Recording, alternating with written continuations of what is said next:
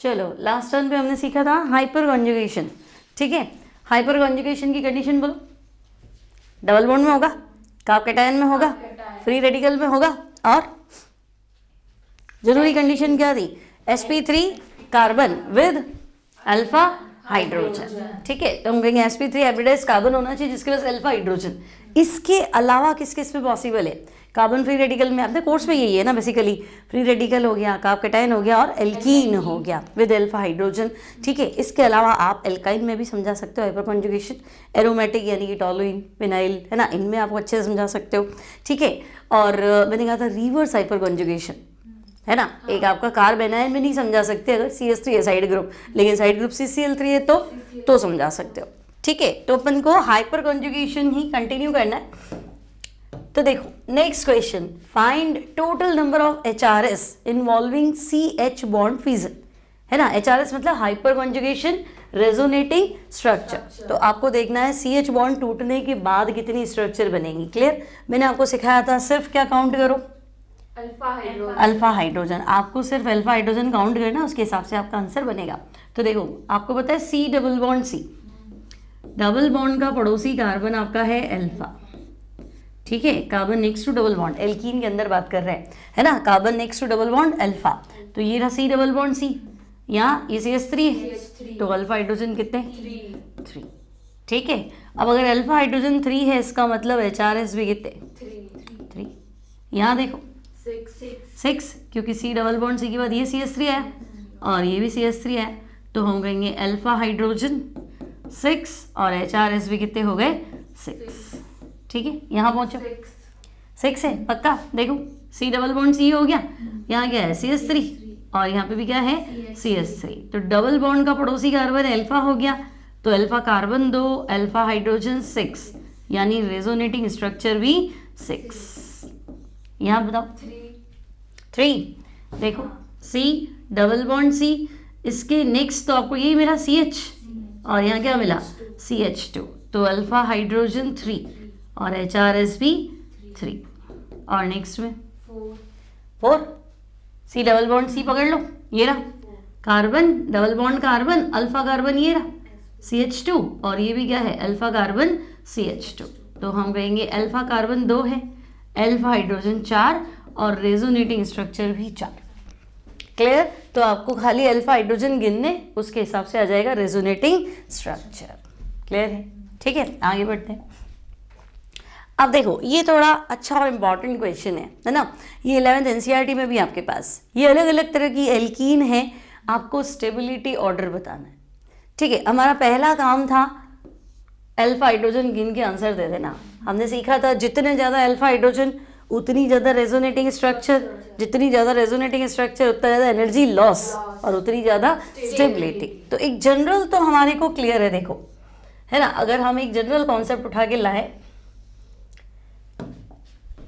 तो एक general concept हमारा क्लियर है कि जितने ज़्यादा अल्फा हाइड्रोजन होंगे उतनी ज़्यादा HRS होगी और उतनी ज़्यादा क्या होगी? स्टेबिलिटी। ठीक है, चलो एक बात तो मान लेते हैं हम। तो पहला काम करते हैं, अल्फा हाइड्रोजन गिनते हैं। देखो यहाँ क्या है? CH3, ये भी CH3, ये भी CH3, गिनो। अल्फा हाइड्रोजन 12, हाईएस्ट तो यही पॉसिबल था, हाईएस्ट नंबर यही हो सकता था, तो ये तो मोस्ट स्टेबल है। फिर यहाँ आओ, 9 CH3 और CH3, तो हम कहेंगे यहाँ अल्फा हाइड्रोजन आपके 9 है, ठीक है। यहाँ पे 6 है। अब यहाँ से फंसना चालू है, देखो अल्फा हाइड्रोजन 6 और यहाँ पे भी देखो 9 है, 6 है। यहाँ पे भी अल्फा हाइड्रोजन 6 है और यहाँ देखो यहाँ पे भी कितने, तो आप यहाँ फंस रहे हो। आपको फर्स्ट सबसे ज़्यादा स्टेबल है, इसमें कोई तकलीफ नहीं है। फिर सेकंड स्टेबल है, यहाँ भी तकलीफ नहीं। अब आपको दिक्कत है कि ये देखो ये तो है trans, same group opposite direction क्या बोलेंगे? Trans. Same group same direction क्या बोलेंगे? सिस। और एक ही कार्बन पे 2 मिथाइल, यही है, एक ही कार्बन पे क्या है? 2 मिथाइल है ना। तो हम यहाँ थोड़ा कंपैरिजन देख लेते हैं। देखो अगर मैं कहूँ ट्रांस और सिस की बात करूँ तो आपको इतना तो क्लियर है ना कि सिस में सेम ग्रुप सेम डायरेक्शन, है ना, और सेम ग्रुप में होती है हमेशा लड़ाई, सही, same group same direction, same group same direction मतलब रिपल्शन। तो यहाँ तो मुझे लग रहा है रिपल्शन ज़्यादा, सही। तो अगर मैं कहूँ कि सिस की बात करो तो तुम कहोगे सिस में लड़ाई ज़्यादा है, और अगर मैं कहूँ कि ट्रांस की बात करो तो ट्रांस में same group in opposite direction. तो जो लोग लड़ते हैं उसको तुमने मैक्सिमम डिस्टेंस पे रखा है, तो टेंशन क्या है? कोई टेंशन नहीं। तो अगर आपके सिस और ट्रांस का कॉन्सेप्ट फंसता है तब तो आप बोल दो कि ये अपोजिट डायरेक्शन में है ना, अपोजिट डायरेक्शन में होना इसका मतलब रिपल्शन कम होना, यहाँ लेस रिपल्शन, ऊपर वाले में क्या था, मोर रिपल्शन। तो सिस ट्रांस में खत्म हो गई बात। मैं कह दूंगी कौन स्टेबल है, trans is more stable than cis. एक टेंशन तो मेरा खत्म हो गया। अब तुम कहोगे कि अच्छा ठीक है इनको तो आगे पीछे रख लेंगे, लेकिन जो ये वाला स्ट्रक्चर जब एक कार्बन पे 2 मिथाइल थे, बाकी तो CH2 था, ये भी तो अल्फा हाइड्रोजन 6 रख रहा है, तो हम कहेंगे चलो इसको चेक करते हैं। ये हो गया, ये CH3 और यहाँ पे भी क्या है CH3, ठीक है। तो अल्फा हाइड्रोजन तो यहाँ पे भी मुझे 6 मिल रहा है। अब हमने सीखा था हाइपर कॉन्जुगेशन मतलब नो बॉन्ड रेजोनेंस, ठीक है। नो बॉन्ड रेजोनेंस मतलब आप अल्फा हाइड्रोजन ये सिग्मा इलेक्ट्रॉन्स हटा दो, आप इसको H+ कर दो, ये आपका कार्बन क्या हो जाएगा, माइनस। ये कार्बन जैसे ही माइनस होगा इस बॉन्ड को यहाँ शिफ्ट कर दो, इतनी तो बात थी। तो हम कहेंगे चलो एक बार ऐसा कर भी लेते हैं। तो ये तो मुझे मिला कुछ ऐसा, देखो CH2 माइनस, ये कार्बन क्या था प्लस, है ना, CH, ये हो गया CH3, और ये कार्बन क्या था माइनस, क्योंकि ये बॉन्ड मैंने यहाँ शिफ्ट कर दिया था, ठीक है। तो यहाँ आ गया डबल बॉन्ड, और ये कुछ ऐसा, यहाँ H नहीं है ना, ठीक है, और ये H+ को मैं ऐसे रख दूँ, क्लियर। ये इसका HRS है।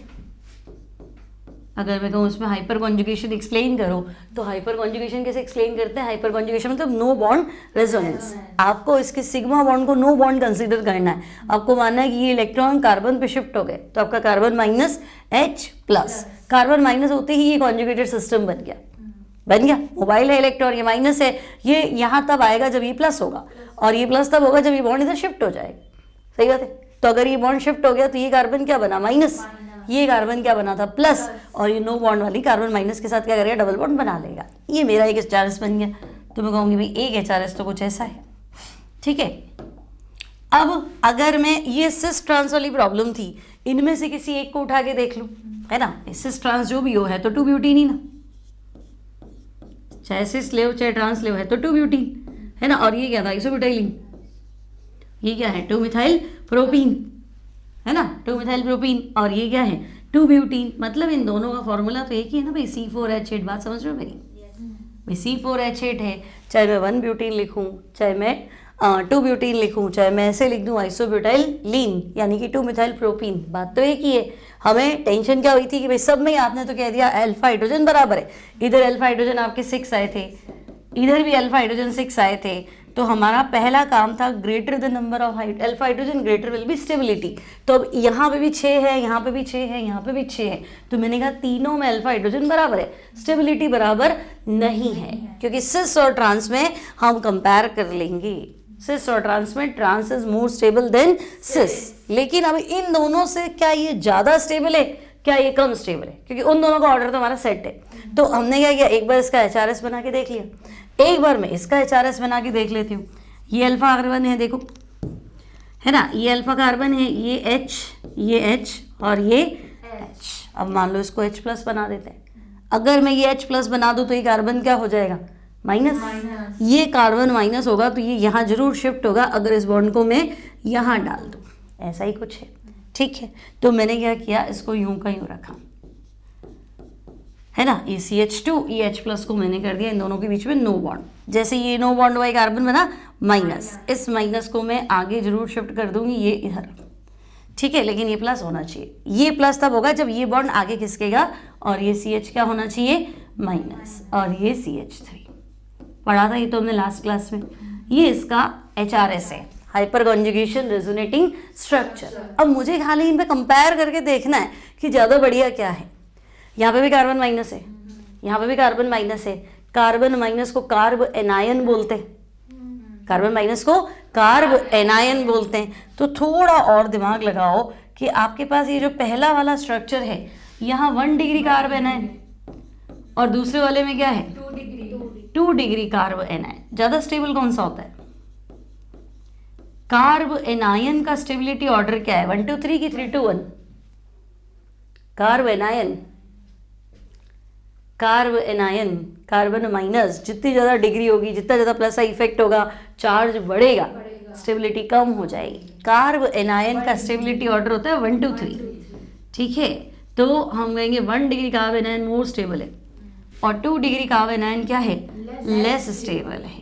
तो अब सीधी सी बात है, जो आपकी 3 में लड़ाई थी, सिस ट्रांस वाली लड़ाई तो हमने सुलझा दी, ठीक है। अब एक कार्बन पे 2 मिथाइल, वो ज़्यादा स्टेबल है कि ये 2 ब्यूटीन ज़्यादा स्टेबल है? तो हम कहेंगे इसका HRS कहता है 1 डिग्री कार्ब एनायन बनाओ, इसका HRS क्या कहता है 2 डिग्री कार्ब एनायन बनाओ, ठीक है। तो हम कहेंगे नहीं 1 डिग्री ज़्यादा स्टेबल है। तो आप ये स्ट्रक्चर बनाओगे, यानी ये वाली एल्कीन क्या है, ज़्यादा स्टेबल, ठीक है। और बाकी तो लड़ाई वैसे ही खत्म हो गई। तो एक कार्बन पे 2, मतलब ये 3 नंबर है ना, थर्ड वाली ज़्यादा स्टेबल है, ठीक है। अल्फा हाइड्रोजन यहाँ पे भी 6 ही थे, तो हम कहेंगे थर्ड जो है वो ज़्यादा स्टेबल है। फिर इन दोनों में ट्रांस ज़्यादा स्टेबल है, यानी कि फोर्थ, और फिर सिस वाली, ठीक है, फिफ्थ। तो यहाँ अल्फा हाइड्रोजन यहाँ पे भी कितने हैं 6। अब यहाँ अल्फा हाइड्रोजन कितने हैं 3, अल्फा हाइड्रोजन 3, और यहाँ है ही नहीं 0। तो बाकी तो टेंशन था ही नहीं, हम एल्कीन के स्टेबिलिटी ऑर्डर को नंबर ऑफ अल्फा हाइड्रोजन से जज कर लेंगे। तो हम कहेंगे 6 में अल्फा हाइड्रोजन 3 है और उधर अल्फा हाइड्रोजन कितने हैं 0। तो स्टेबिलिटी ऑर्डर ऑफ एल्कीन, हर तरह की एल्कीन में आपको ध्यान रखना है, ठीक है।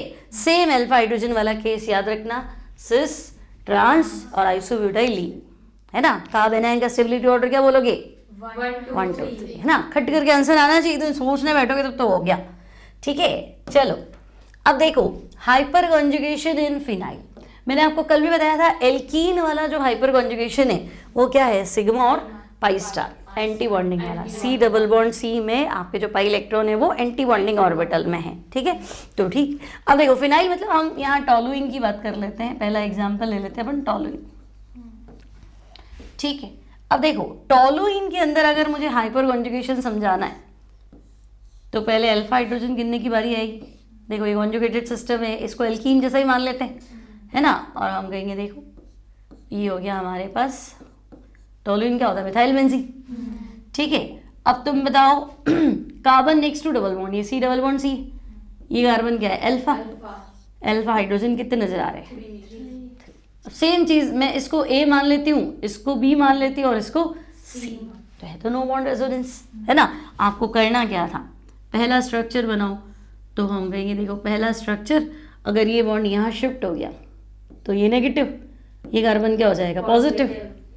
तो मैं कहूँगी ठीक है, देखो यहाँ तो आ गया माइनस, है ना। माइनस मतलब ये पाई बॉन्ड टूट के यहाँ आ गया, 2 इलेक्ट्रॉन है, ठीक है। अब ये माइनस है, यानी ये कार्बन क्या है प्लस है, क्लियर। अब ये मेरा HB था, ये H क्या था C, है ना। हमने मान लिया HA वाला नो बॉन्ड में चला गया, है ना। ये हाइड्रोजन जो है ये अलग हो गया इससे, तो हाइड्रोजन प्लस है तो ये कार्बन क्या है माइनस, ये कार्बन माइनस है और ये कार्बन क्या है प्लस, क्योंकि बॉन्ड तोड़ के यहाँ आ गया। तो हम कहेंगे डबल बॉन्ड हो गया, ठीक। अब अपन HBHC से समझा सकते हैं, लेकिन तो अभी आगे चलेगा ना, घूमेगा ना ये। तो हम कहेंगे इसका नेक्स्ट स्ट्रक्चर देखो, तो ये बॉन्ड टूट के यहाँ आ जाएगा, ये चीज़ नेगेटिव और ये क्या हो गया पॉजिटिव। तो आपको ये कुछ ऐसा मिलेगा ना, देखो ये डबल बॉन्ड, ये डबल बॉन्ड और ये माइनस, ठीक है ना। और बाकी तो मैं यूँ कहीं रख लेती हूँ, ये डबल बॉन्डेड कार्बन है, ये आपका HB था, ये HC था, नो बॉन्ड कौन सा है HA, ठीक। अभी भी रेजोनेंस है, अभी भी घूम जाएगा क्या, ये बॉन्ड यहाँ घुमा दो, तो ये नेगेटिव, ये वाला क्या हो गया पॉजिटिव, नेगेटिव पॉजिटिव क्या हो गया डबल बॉन्ड। तो हम कहेंगे ये भी पॉसिबल है, तो इसको आगे बढ़ते हैं, ठीक है। तो देखो ये हो गया माइनस, ये डबल बॉन्ड, ये डबल बॉन्ड, ये आपके डबल बॉन्ड C कनेक्शन में है HB, HC और HA प्लस। आगे घुमाना है कि नहीं घुमाना है, देखो आगे जैसे ही घुमाओगे ना, ये डबल बॉन्ड, देखो अगर इसको एक बार करके देखें, अगर मैं कहूँ कि इस डबल बॉन्ड को यहाँ तोड़ दूँ तो ये कार्बन माइनस, ये कार्बन क्या हो गया प्लस, प्लस माइनस वापस बेंजीन बन जाएगा, और ये कार्बन माइनस बनता है ये कनेक्ट हो जाएगा, तो फिर नो बॉन्ड का रहेगा। हाइपर कॉन्जुगेशन का मतलब no bond resonance, no bond होना चाहिए ना, हवा में होना चाहिए ना, खुद बॉन्ड बन गया ना, तो उसको HRS थोड़ा ना गिनेंगे, तो आपको इसके आगे कंसीडर नहीं करना। मीजोमेरिक में हम आखिर तक पहुंच जाते थे, क्लियर। तो अब मुझे एक चीज बताओ, एक अल्फा हाइड्रोजन कितनी HRS दे रहा है? 3 no bond resonating, no bond यहाँ है, नो बॉन्ड वाई, दो बॉन्ड वाई, तो मैं कहूंगी एक अल्फा हाइड्रोजन तो मुझे 3 HRS दे रहा है, तो मेरे पास तो शुरू में ही कितने अल्फा हाइड्रोजन है? 3 अल्फा हाइड्रोजन, तो कितनी HRS बनेंगी? 9। ठीक है, तो टोलुइन की हाइपर कॉन्जुगेशन रेजोनेटिंग स्ट्रक्चर कितनी है?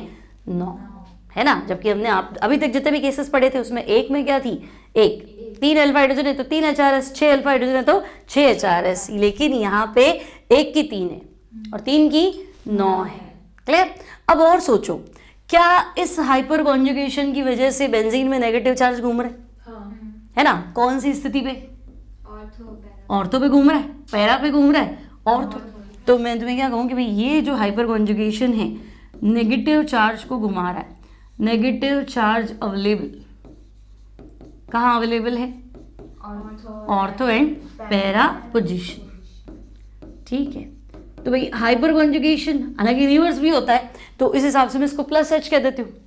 अगर रिवर्स हाइपर कॉन्जुगेशन को माइनस H लिखूँ तो इसको क्या लिखूँ?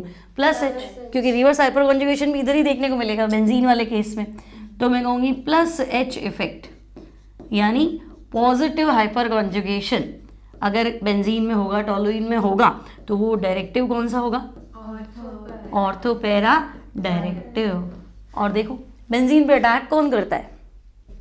इलेक्ट्रोफाइल, है ना। बेंजीन में डबल बॉन्ड घूमते रहते हैं, तो डबल बॉन्ड घूमते रहते हैं, माइनस घूमता रहता है, तो कौन अटैक करेगा? जिसको माइनस की जरूरत है। तो हम कहेंगे बेंजीन पे हमेशा इलेक्ट्रोफाइल अटैक करता है। तो इलेक्ट्रोफाइल भी सोचेगा कहाँ अटैक करूँ, डायरेक्शन का है ऑर्थो पैरा, है ना। तो हम कहेंगे ऑर्थो पैरा डायरेक्टिव है, प्लस ये एक्टिवेट कर रहा है, अट्रैक्शन बढ़ा रहा है इलेक्ट्रोफाइल के लिए कि भाई तू आजा अटैक कर ले। और देखो जगह भी बताया तो यहाँ, है ना, यहाँ अटैक करना, यहाँ कर ले, यहाँ कर ले, यहाँ कर ले, ठीक है। तो आपसे पूछे कि टोलुइन में, जैसे आपने 12th में तो पढ़ा था ना कि फिनॉल ऑर्थो पैरा डायरेक्टिव है, एनिलीन ऑर्थो पैरा डायरेक्टिव है, लेकिन टोलुइन ऑर्थो पैरा डायरेक्टिव है।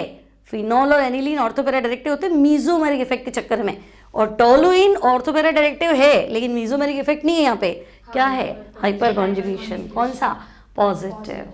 आई बात समझ में? ये ध्यान रखना, ठीक है। अब बोलो स्टेबिलिटी ऑर्डर, गिनो अल्फा हाइड्रोजन सबके, कितने अल्फा हाइड्रोजन है? कितने अल्फा हाइड्रोजन? 3, ठीक है। यहाँ गिनो अल्फा हाइड्रोजन कितने? 2। यहाँ 1, और इधर नहीं, अल्फा हाइड्रोजन 0। इसका कुछ नाम है क्या? नहीं, क्यूमीन तो ये रहा, आइसोप्रोपाइल बेंजीन। आइसोप्रोपाइल बेंजीन को क्या बोलना है? क्यूमीन। और उसका क्या है? Tertiary butyl benzene. नाम नहीं है स्पेसिफिक, स्पेसिफिक नाम इसका है क्यूमीन। मैं यही सोच रही थी, है ना। ये हो गया क्यूमीन, ये क्या है? Tertiary butyl benzene. कोई स्पेसिफिक नेम नहीं है इसका, है जैसे टोलुइन, है ना। अब टोलुइन याद है तो ठीक है, अदरवाइज मिथाइल बेंजीन तो है ही। ये है इथाइल बेंजीन, ये आइसोप्रोपाइल बेंजीन यानी क्यूमीन, और वो टर्शियरी ब्यूटाइल बेंजीन, ठीक है। तो आपको खाली अल्फा हाइड्रोजन गिनने, अल्फा हाइड्रोजन 3, 2, 1 और 0। अब आपने सीधी सी बात पढ़ रखी है अल्फा हाइड्रोजन। अच्छा इधर तो और भी चीजें थी। एक अल्फा हाइड्रोजन से HRS कितनी बन रही थी? 9। यहाँ 3 से 9, ठीक है। 1 से 3 और 3 से 9, यहाँ कितनी बनेंगी? 6 बनेंगी। यहाँ 3, 1 की 3 बनेगी, और वहाँ 0, क्योंकि अल्फा हाइड्रोजन नहीं है। अब आपका कॉन्सेप्ट क्लियर है। Greater the number of alpha hydrogen, greater will be HRS and greater will be stability. तो बताओ सबसे बढ़िया स्टेबिलिटी किसकी है? टोलुइन, है ना। सबसे ज़्यादा स्टेबल है आपके पास टोलुइन, फिर इथाइल बेंजीन, फिर cumene, and last one tertiary butyl benzene. Clear है? कोई डाउट नहीं। अब यहाँ बताओ स्टेबिलिटी ऑर्डर कंपेयर करना है, अल्फा हाइड्रोजन गिन लो खाली। 6 है, देखो C डबल बॉन्ड C, आराम से, ये अल्फा कार्बन CH3, ये अल्फा हाइड्रोजन, ये भी CH3 अल्फा कार्बन CH2 और ये CH2 10 है। फिर आराम से काउंटिंग करो भाई, यहाँ जाओ, 4 पक्का कर रखा है तो मैंने, शायद मेरे को लग रहा है कल परसों ही पढ़ाया था। इधर अल्फा हाइड्रोजन आपके हो गए 4, इधर 2 है CH और CH, इधर अल्फा हाइड्रोजन हो गए 2। ठीक है, तो स्टेबिलिटी तो यही होगी, जितने ज़्यादा अल्फा हाइड्रोजन उतनी ज़्यादा स्टेबिलिटी। क्लियर है? चलो अब देखो reverse hyper conjugation. Reverse hyper conjugation कैसे, मान लो ये स्ट्रक्चर है ट्राइक्लोरोप्रोपीन CCl3 CH double bond CH2। अब मान लो कि ये Cl जो है ये नो बॉन्ड रेजोनेंस, ये चला गया,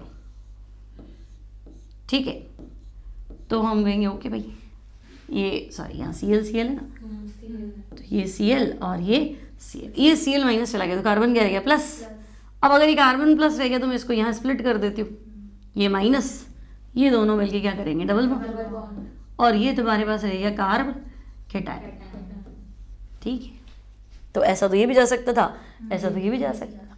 ठीक है, हर बार तो क्या होता था, नो बॉन्ड में प्लस होता था, हमारे पास जो चीज़ रह जाती थी माइनस रह जाती थी, लेकिन इस बार तो उल्टा है ना। इस बार आपके क्या होता है, H प्लस चला गया, कार्बन माइनस है, हम उसको केटायन के साथ सेट कर देते थे, हम उसको फ्री रेडिकल के साथ सेट कर देते थे, है ना।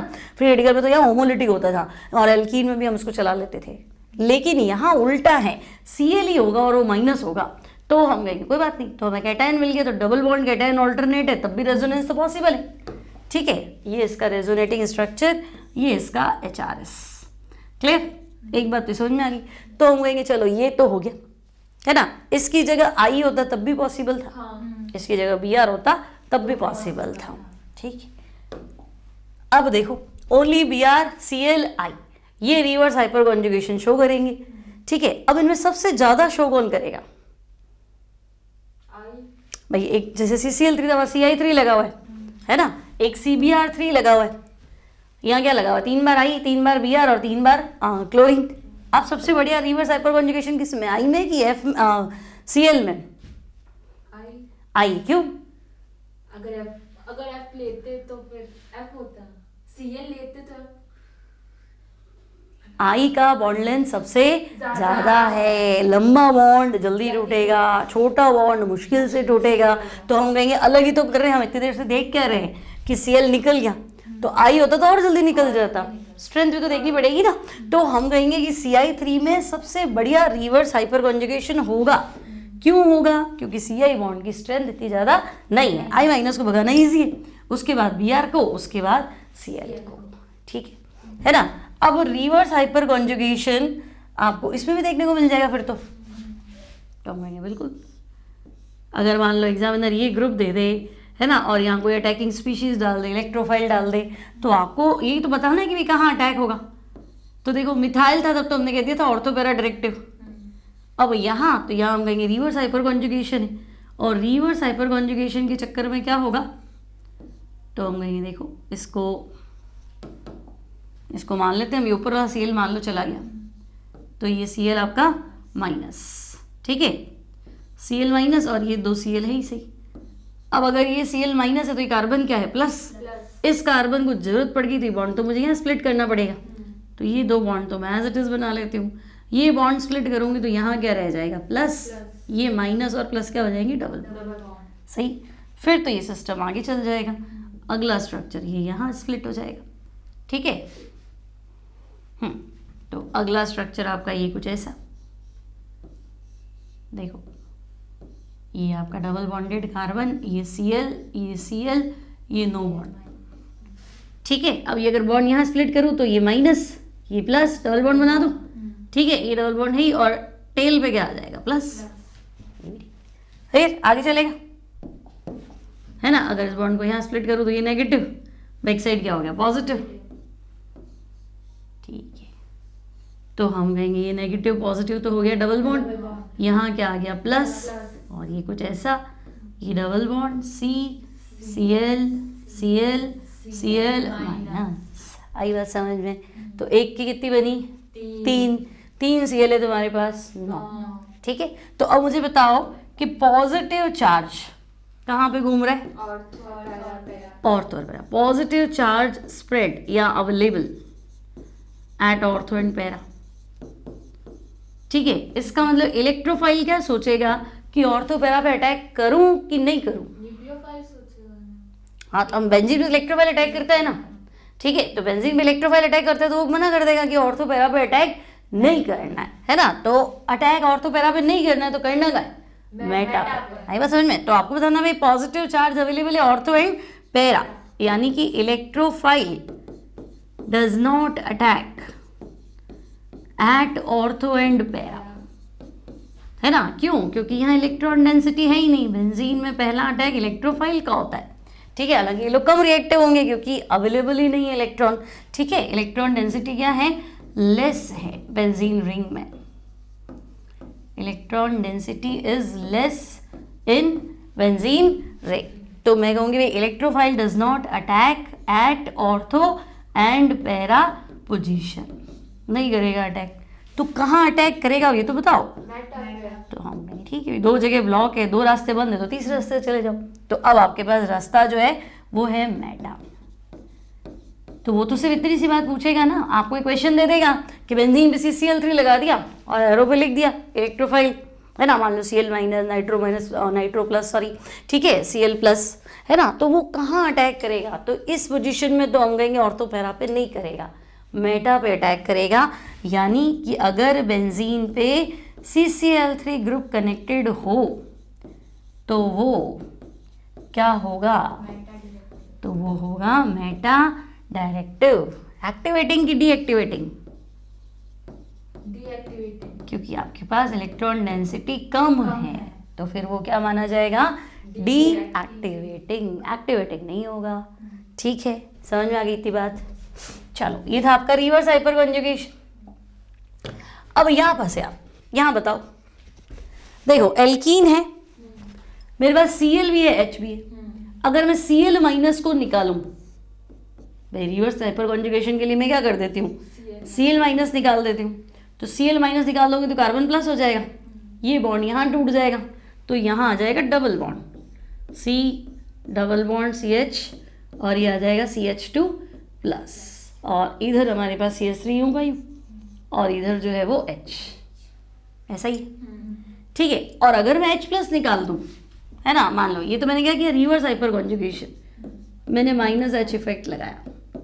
अगर मैं कहूँगी नो बॉन्ड हाइड्रोजन का कर दो, हाइड्रोजन प्लस है, तो तुम कहोगे अच्छा यहाँ Cl है, यहाँ CH3 है और हाइड्रोजन प्लस है तो कार्बन माइनस है, तो इस बॉन्ड को आगे शिफ्ट कर दो, तब भी आपका डबल बॉन्ड तो बनना ही है और ये CH2 क्या है, माइनस। लेकिन इस केस में आपने क्या किया, प्लस हाइपर कॉन्जुगेशन, है ना। यहाँ पॉजिटिव हाइपर कॉन्जुगेशन, यहाँ नेगेटिव हाइपर कॉन्जुगेशन, यानी कि हाइपर कॉन्जुगेशन और रिवर्स हाइपर कॉन्जुगेशन।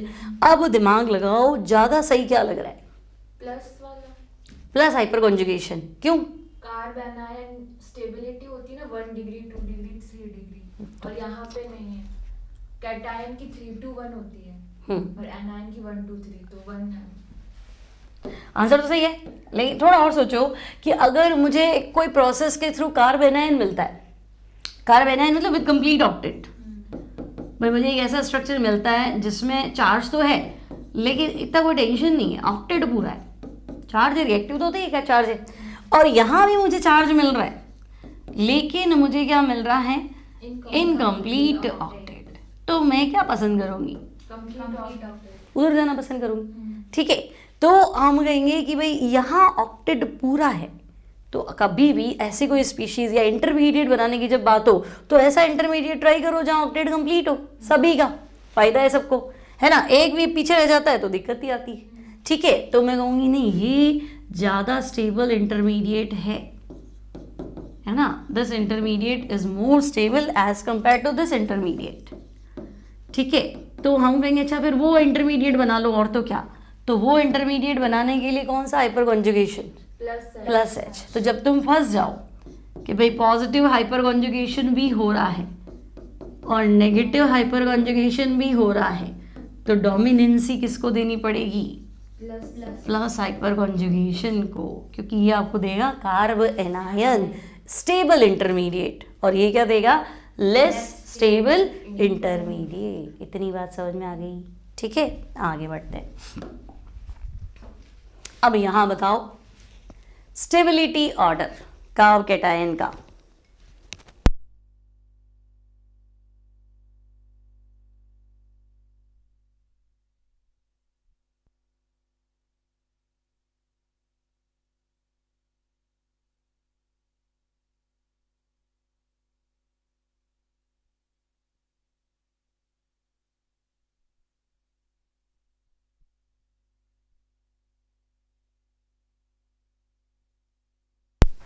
चलो बोलो स्टेबिलिटी ऑर्डर।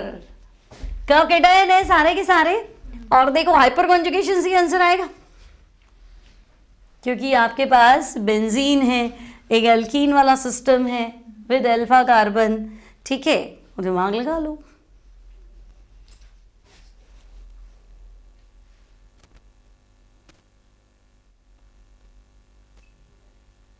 फंसे यहां पे बुरी तरह से। देखो अगर आई इफेक्ट सोचोगे तो तुम्हारा आंसर ये निकलेगा, और हाइपर कॉन्जुगेशन सोचोगे हाँ तो मैं तुम्हें हाँ मैंने कहा था जब फंस जाओ तो आरोही, आरोही मतलब एरोमेटिसिटी, रेजोनेंस, हाइपर कॉन्जुगेशन और इंडक्टिव इफेक्ट। तो तुम कहोगे देखो यहाँ अल्फा हाइड्रोजन हमारे 3 है, यहाँ अल्फा हाइड्रोजन 2 है, यहाँ अल्फा हाइड्रोजन 1 है, और यहाँ अल्फा हाइड्रोजन 0। अब जितना बढ़िया अल्फा हाइड्रोजन, आपको मैंने पहले ही कहा था कार्ब कैटायन का स्टेबिलिटी ऑर्डर हम हाइपर कॉन्जुगेशन से देंगे अगर पॉसिबल है तो हम कहेंगे सबसे बढ़िया हाइपर कॉन्जुगेशन तो यहाँ है, तो स्टेबिलिटी ऑर्डर आपका ये बना। क्लियर, ये ध्यान रखना है, ठीक है। चलो आगे बढ़ते हैं। अच्छा अब देखो बेयर स्ट्रेन थियरी है ना, Baeyer angle strain theory. Strain से क्या समझे, स्ट्रेन क्या होता है हिंदी में, स्ट्रेन का मतलब क्या होता है, तनाव, स्ट्रेस। अपने को स्ट्रेन अपने स्ट्रेंथ होता नहीं, अपने क्या होता है, स्ट्रेस होता है, ठीक है। अब देखो बेयर स्ट्रेन थियरी क्या कहती है कि देखो आपके पास साइक्लोप्रोपेन, ठीक है, सारे कार्बन का हाइब्रिडाइजेशन क्या है, sp3 है, ठीक है। अब sp3 है तो हमारा तो स्टैंडर्ड एंगल कितना है, 109 डिग्री है ना। sp3 हाइब्रिडाइजेशन एंगल क्या है, 109 डिग्री। ये होना चाहिए, पर क्या साइक्लोप्रोपेन में ऐसा पॉसिबल है, साइक्लोप्रोपेन एंगल कितना होता है, 60 डिग्री है ना। तो स्ट्रेन तो हुआ कि आपका एंगल तो होना चाहिए था 109 डिग्री, और फिलहाल आपका एंगल कितना है, 60 डिग्री है ना। कि भाई मैं लाइफ में अचीव तो ये करना चाहती थी है ना, मेरा स्टैंडर्ड तो इसका है, लेकिन मैंने अचीव क्या किया है, ये किया है, तो स्ट्रेन तो बढ़ेगा है ना। मान लो आप होशियार हो, इंटेलिजेंट हो, स्मार्ट हो, और बोले बनना तो डॉक्टर चाहती थी और टैलेंट भी था, लेकिन मैं तो कहीं पहुंच गई, आज मैं नर्स बन गई, तो स्ट्रेन आएगा कि नहीं आएगा।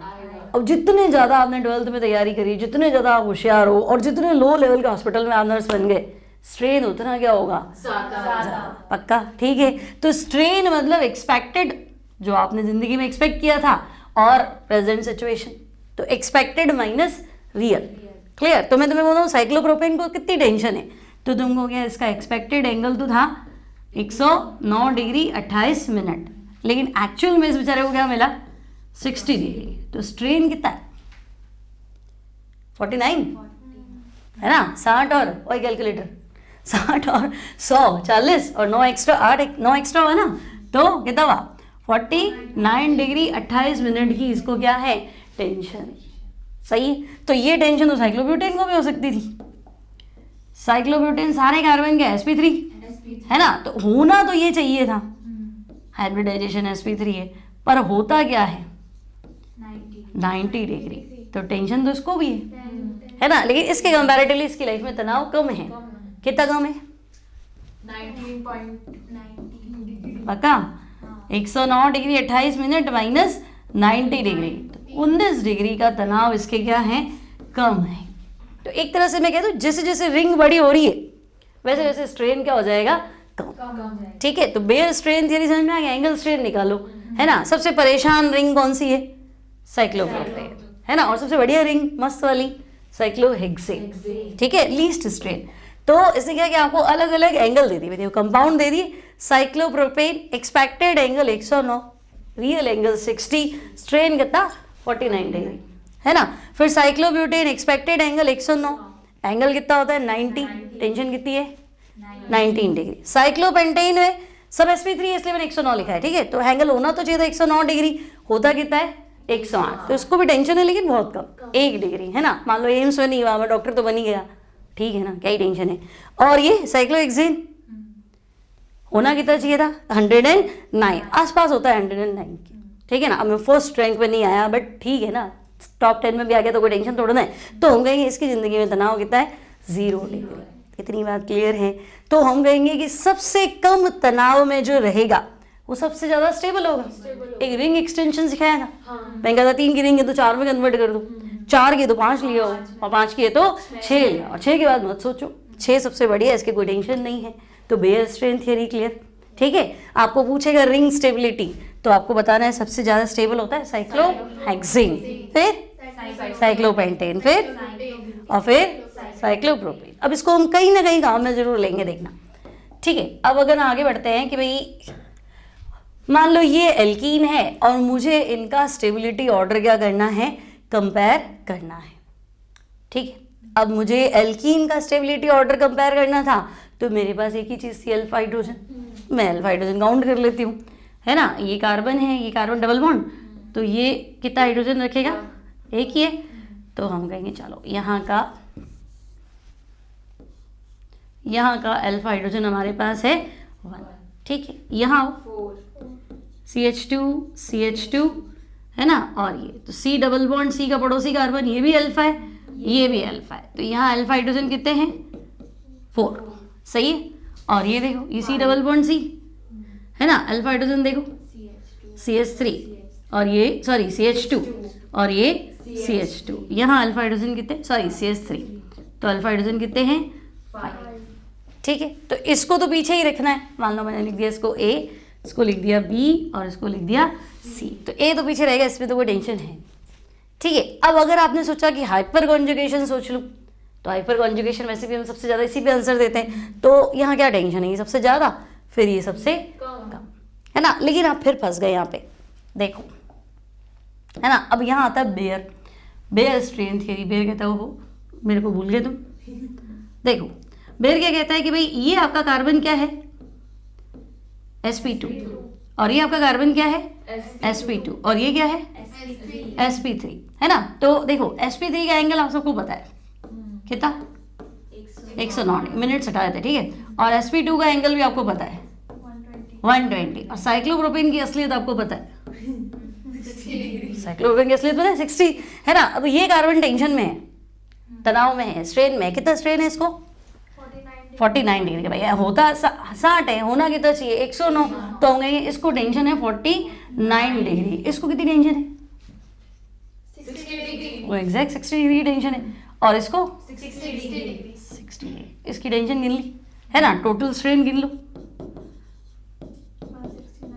है ना। तो टोटल स्ट्रेन कितना 60 प्लस 49, ऐसे सारे कार्बन टेंशन में लग रहे हैं, ठीक है। कितना हुआ 120 और 50 170 169, ठीक है। टोटल टेंशन इसकी इतनी है ना। अब यहाँ की टेंशन गिनो, ये कार्बन ये ऐसा है ना, देखो, ठीक है, ये कार्बन ऐसे, ये आपका है sp3, ये सेम बना दी क्या मैंने, अच्छा ये तो इसका है, ये बनाना है, हाँ चलो ये तो इसी का हो गया, अब इसका बनाऊं, ठीक है। अब ये देखो ये CH2 डबल बॉन्ड, ये आपका C है ना, ये आपकी रिंग में जा रहा है, सही है। ये तो देखो ये sp3 है, ये sp3 है और ये sp2, ठीक है। अब इन सब की टेंशन काउंट कर लेते हैं अपन, बोलो इसकी टेंशन 49 डिग्री, इसकी टेंशन 49 और इसकी टेंशन 60 60 डिग्री, तो इसका स्ट्रेन गिनो, 158, ठीक है। तो इसका टोटल स्ट्रेन आपने काउंट किया 60 प्लस 49 डिग्री प्लस 49 डिग्री, कितना स्ट्रेन है इसके जीवन में 158, ठीक है। तो मुझे एक चीज़ बताओ, लाइफ में स्टेबिलिटी अचीव करना ज़्यादा जरूरी है कि तनाव कम करना ज़्यादा जरूरी है? तनाव कम करना, स्ट्रेस कम करोगे तभी तो कुछ अचीव करोगे, नहीं तो सब कुछ बेकार है ना। तो इन विचारों के साथ ऐसा क्यों नहीं करा, अगर वो ये बढ़िया ये बढ़िया ये बढ़िया, अरे ये बढ़िया कैसे हुआ, इसका स्ट्रेन तो गिनो, है ना, 160 जाएगी, और इसका स्ट्रेन कितना है 158। तो तुम्हें समझ में आया कि भाई सिर्फ इसी को काउंट नहीं करना है, अल्फा हाइड्रोजन ज़्यादा है, HRS ज़्यादा है, लेकिन स्ट्रेन भी तो ज़्यादा है ना। तो बेयर स्ट्रेन थियरी यहाँ आगे फंसती है। तो बट स्ट्रेन इज मोर। अब तुम कहोगे अच्छा स्ट्रेन ज़्यादा है तो फिर अब आंसर फिर पलटना पड़ेगा। तो यूँ नहीं हम अपनी बात से पलटते, बात से नहीं पलटते है ना। बात हम कहेंगे हाँ भाई जितनी मेहनत करोगे उतनी स्टेबिलिटी आएगी, उतना बढ़िया है, ठीक है ना। लेकिन इतनी मेहनत करोगे, इतनी मेहनत करो, टेंशन लेके हेल्थ ही बिगाड़ दोगे, तो हम क्या कहेंगे हेल्थ पहले से ही रखो, बाद में पढ़ लेना। तो वहाँ बात से पलटे थोड़ा ना, नई चीज़ को एक्सेप्ट किया है। तो सिमिलरली यहाँ आपने नई चीज़ को क्या एक्सेप्ट किया है, बेयर स्ट्रेन थियरी। तो अगर मैं यहाँ बेयर थियरी लगाऊंगी ना तो मेरा आंसर कहेगा B should be more stable than C. और अगर बेयर स्ट्रेन थियरी नहीं पढ़ी होगी तो तुम क्या कहोगे, greater the alpha hydrogen, greater will be HRS, greater will be stable. तो बात तो सही है पर यहाँ सही नहीं है ना, इसलिए आपने लगाया बेयर स्ट्रेन थियरी। और ये तो पीछे ही था, इसको तो काउंट करो ही नहीं, ठीक है। तो चलो अब स्टेबिलिटी ऑर्डर बताओ यहाँ पे। सबसे ज़्यादा बी, बी तो पीछे ही रहेगा, इसका तो अल्फा हाइड्रोजन ही एक है, ये तो लीस्ट रहेगा, ठीक है। तो हम कहेंगे सबसे ज़्यादा स्टेबिलिटी बी, फिर सी और फिर ए। ये ध्यान रखना, ये बहुत अच्छा क्वेश्चन है। क्लियर है, कोई टेंशन नहीं। चलो आगे बढ़ते हैं। अब देखो नेक्स्ट टॉपिक है हमारे पास हीट ऑफ हाइड्रोजिनेशन। मतलब हाइड्रोजिनेशन यानी हाइड्रोजन ऐड कर दो। अब अगर मैं किसी भी कंपाउंड को, स्पेशली एल्कीन की बात चल रही है, अगर मैं हाइड्रोजन दे दूंगी तो वो हीट रिलीज करेगा, है ना। उस हीट को, जो रिलीज हीट है, उसको मैं क्या कह दूंगी, हीट ऑफ हाइड्रोजिनेशन। तो ये कह रहा है देखो 1 ब्यूटीन है, आपको रिएक्शन तो आती है ना, एक एच इधर दो, एक एच इधर दो, डबल बॉन्ड किस में कन्वर्ट होगा, सिंगल। तो 1 ब्यूटीन को मैंने हीट हाइड्रोजन दिया, इसने बना नॉर्मल ब्यूटीन। कितनी हीट रिलीज हुई, -127। सिमिलरली मैंने देखो सिस 2 ब्यूटीन, सिस है नहीं, सिस 2 ब्यूटीन को मैंने हाइड्रोजन दिया, नॉर्मल प्रोडक्ट बना ब्यूटेन, हीट कितनी रिलीज हुई -120। और ये ट्रांस 2 ब्यूटीन है, यहाँ कितनी रिलीज हुई 170। तो ये तो डेटा, ये तो एक्सपेरिमेंट है, इसको तो मैं नहीं बदल सकती। जो बोल रहे हैं मुझे मानना पड़ेगा कि भाई 1 ब्यूटीन का हाइड्रोजनेशन करो, इतनी हीट निकलती है, सिस 2 ब्यूटीन में इतनी निकलती है, ट्रांस 2 ब्यूटीन में इतनी निकलती है। अब मुझे सिर्फ कंपैरिजन आ रहा है, मुझे लग रहा है ओ ट्रांस में तो मिनिमम मिली, सिस में थोड़ी ज़्यादा मिली, और 1 ब्यूटीन में क्या मिली, मैक्सिमम, है ना। ट्रांस 2 ब्यूटीन में लीस्ट हीट रिलीज हुई, सिस में कंपैरेटिवली ज़्यादा रिलीज हुई, और 1 ब्यूटीन में सबसे ज़्यादा। ये डेटा बोल रहे हैं, अपन तो कुछ नहीं कह रहे, लेकिन आपने को स्टेबिलिटी तो पता है ना, है ना। हम स्टेबिलिटी कैसे डिसाइड करते हैं, C डबल बॉन्ड C में अल्फा हाइड्रोजन। तो ध्यान से गिनो, यहाँ अल्फा हाइड्रोजन कितने हैं, 2, ठीक है। यहाँ अल्फा हाइड्रोजन कितने हैं, 6, और वहाँ कितने हैं, 6। तो जब अल्फा हाइड्रोजन बराबर है तो हमारे पास केस तो है ही, फिलहाल तो सिस ट्रांस है। तो मैं कहूँगी ट्रांस सबसे ज़्यादा स्टेबल था, उसके बाद सिस, और उसके बाद लीस्ट स्टेबल क्या था, अल्फा, ये 1 ब्यूटीन, ठीक है। तो जो मेरा स्टेबिलिटी ऑर्डर है उसका उल्टा हीट ऑफ हाइड्रोजनेशन है, ठीक है। जो आपका स्टेबिलिटी ऑर्डर है उसका जस्ट उल्टा क्या है, हीट ऑफ हाइड्रोजनेशन। आपका ट्रांस 2 ब्यूटीन मोस्ट स्टेबल, और हीट ऑफ हाइड्रोजनेशन क्या है, लीस्ट। और ये 1 ब्यूटीन आपका क्या था, लीस्ट स्टेबल। लेकिन HOH, हीट ऑफ हाइड्रोजनेशन को हम लिख रहे हैं HOH, वो क्या है, अधिकतम। क्लियर। तो मैं एक दिमाग में केस बना लेती हूँ कि अच्छा हीट ऑफ हाइड्रोजनेशन स्टेबिलिटी का क्या है, इनवर्स, उल्टा है, बस बात खत्म, है ना। तो देखो अब एक चीज़ और ध्यान रखना, इन सब में एक डबल बॉन्ड था, आपने खर्च बराबर किए हैं, क्योंकि हीट है ना, हीट जो है वो क्या बोलते हैं, एक्सटेंसिव प्रॉपर्टी होती है, अमाउंट डिपेंडेंट। भाई आपने 1 मोल हाइड्रोजन खर्च किया, इतनी निकली, 2 मोल हाइड्रोजन जोड़ोगे तो डबल हो जाएगी ना, तो गलत हो जाएगा ना, है ना। तो ये तब का केस है जब आपकी आइसोमेरिक एल्कीन है। आइसोमेरिक में तो फॉर्मूला सेम रहेगा, तो नंबर ऑफ डबल बॉन्ड क्या रहेंगे, सेम रहेंगे, खाली लेफ्ट राइट चेंज होगा, और तो क्या होगा, सिस का ट्रांस हो गया, या 1 ब्यूटीन का 2 ब्यूटीन हो गया।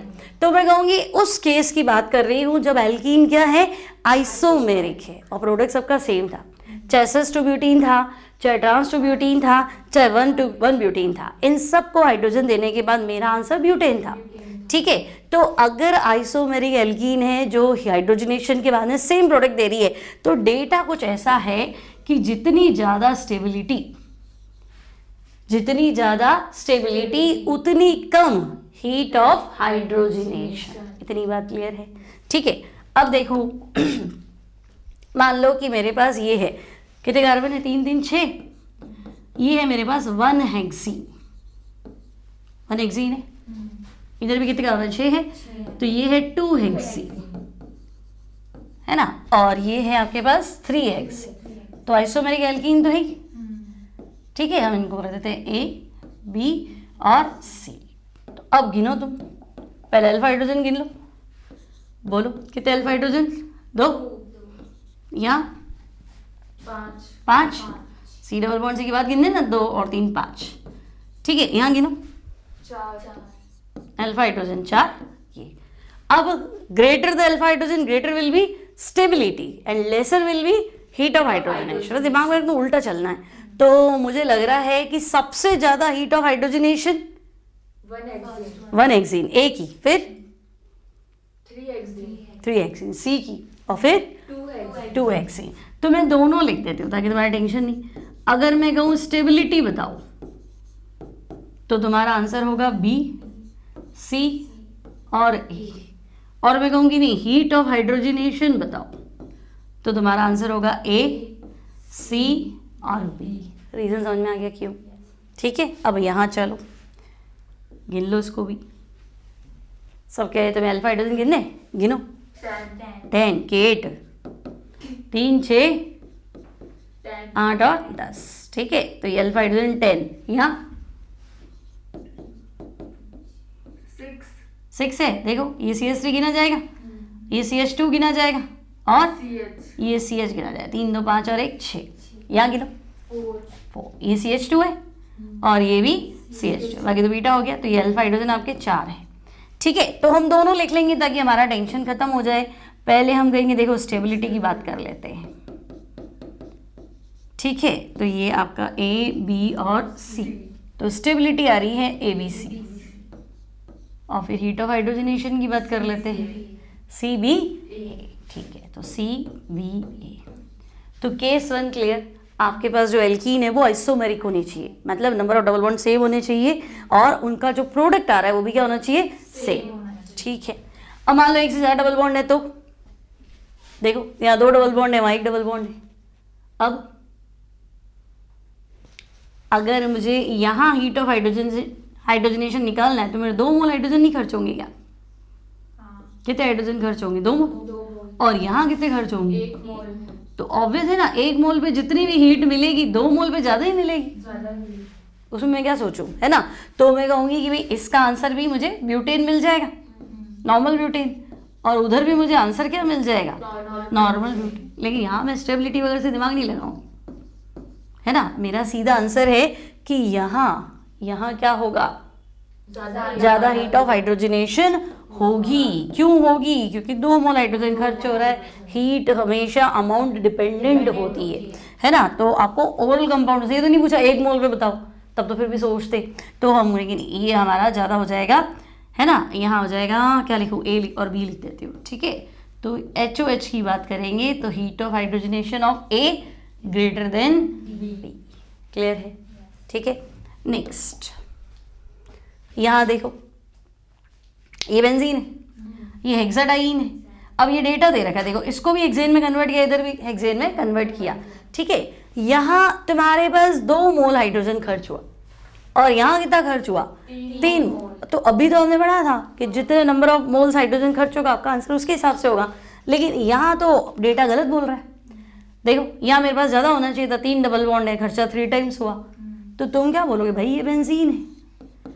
बेंजीन मतलब एरोमेटिक, और एरोमेटिक आते ही आप क्या बोलोगे, रेजोनेंस एनर्जी। कुछ एनर्जी जो है वो कहाँ चली जाती है, रेजोनेंस एनर्जी में कन्वर्ट हो जाती है। तो फिर यहाँ पे आपको इतनी हीट ऑफ हाइड्रोजनेशन नहीं मिलेगी, क्योंकि इसकी एक्स्ट्रा स्टेबिलिटी थी, आपको उसको भी तो ब्रेक करना पड़ा था, इसलिए। तो जितनी आपको देना चाह रहा था उसमें से कुछ तो काउंटर बैलेंस हो जाएगी, किससे, रेजोनेंस एनर्जी। तो आपको ध्यान रखना है बेंजीन की हीट ऑफ हाइड्रोजनेशन कम है, किससे, साइक्लोहेक्साडाई,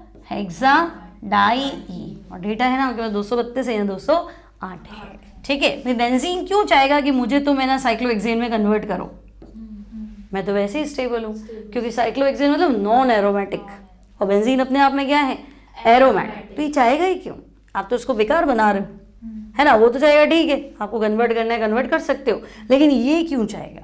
इसलिए आप क्या कर रहे हो, उल्टा मोस्ट स्टेबल को लेस स्टेबल में कन्वर्ट कर रहे हो। तो आप ऐसा एक्सपेक्ट नहीं कर सकते कि वहाँ 2 मोल पे इतनी है तो यहाँ थोड़ी और ज़्यादा होनी चाहिए, नहीं।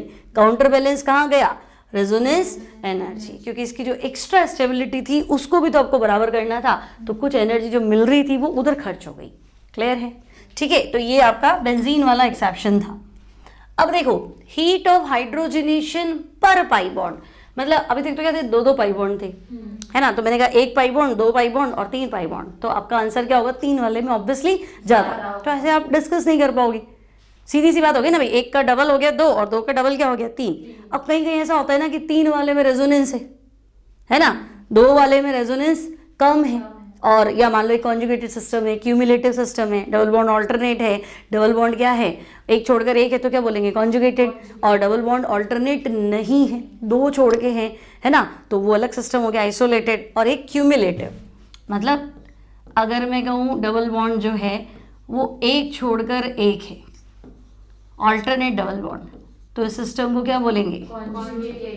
कॉन्जुगेटेड। और अगर मैं कहूँगी नहीं डबल बॉन्ड लगातार है तो इसको क्या बोलेंगे? इसको क्या बोलेंगे? क्यूमुलेटिव। और अगर डबल बॉन्ड का लेना देना ही नहीं, एक डबल बॉन्ड इधर है और ऐसे है, तो ना तो लगातार है ना ऑल्टरनेट है, तो हम क्या बोलेंगे? आइसोलेट। तो यहाँ बातें बदल जाएंगी, आपके नंबर ऑफ डबल बॉन्ड हम सेम रखेंगे, तो फिर आप कैसे निकालोगे हीट ऑफ हाइड्रोजनेशन? तो हम कहेंगे भाई यहाँ देखो, यहाँ तो रेजोनेंस वाली स्थिति है, यहाँ रेजोनेंस का कोई चांस नहीं है, यहाँ पे भी नहीं है, ठीक है ना। और मान लो कुछ ऐसा है कि 2 डबल बॉन्ड है, लेकिन एक सिचुएशन मेरे पास ये है और इस पर एक बार मेरे पास ये है। अब सोचो, ये ऑल्टरनेट है ना, और ये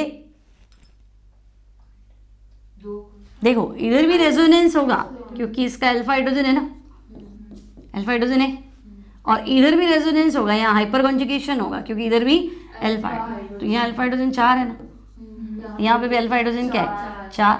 तो अगर मैं सिर्फ डबल बॉन्ड की काउंटिंग पे हीट ऑफ हाइड्रोजनेशन बताऊं तब तो मेरा आंसर क्या तो मिलेगा? सेम ही चल रहा है। लेकिन देखो यहाँ जो डबल बॉन्ड है ना वो ऑल्टरनेट है, रेजोनेंस लगातार चलेगा, है ना, ये क्या है?